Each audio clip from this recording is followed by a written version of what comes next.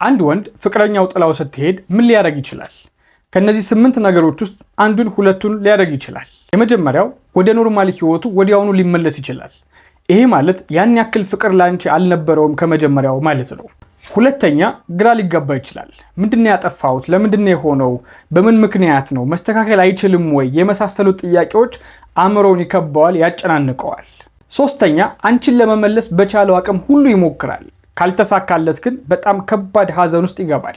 አራተኛ ምናልባት በትክክለኛ ምክንያት እና ትክክለኛ ጊዜ ላይ ወስነሽ ከሆነ የሄድሽው ለአንቺ ያለው ክብር ይጨምራል። ሁሌም ከፍ ያለ ቦታ ሰጥቶሽ ይኖራል ማለት ነው። አምስተኛ ይሄኛው የፍቅር ህይወት በጣም ስለሚጎዳው ከዚህ በኋላ ሌላ የፍቅር ህይወት ለመጀመር የሚፈራ ሰው ይሆናል። ስድስተኛ በተቃራኒው ደግሞ ወዲያውኑ ወደ ሌላ የፍቅር ህይወት ሊገባ ይችላል።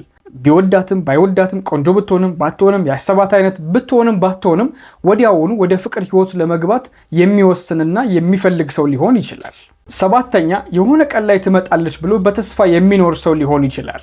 ስምንተኛ ከረጅም የህመም ጉዞ በኋላ የተፈጠረውን ጉዳይ ሊቀበለው ይችላል። ተጨማሪ የስነ ልቦናዊ እገዛ ማግኘት የምትፈልጉ ከሆነ ባዮ ላይ ባለው ቁጥር መደወል ትችላላችሁ።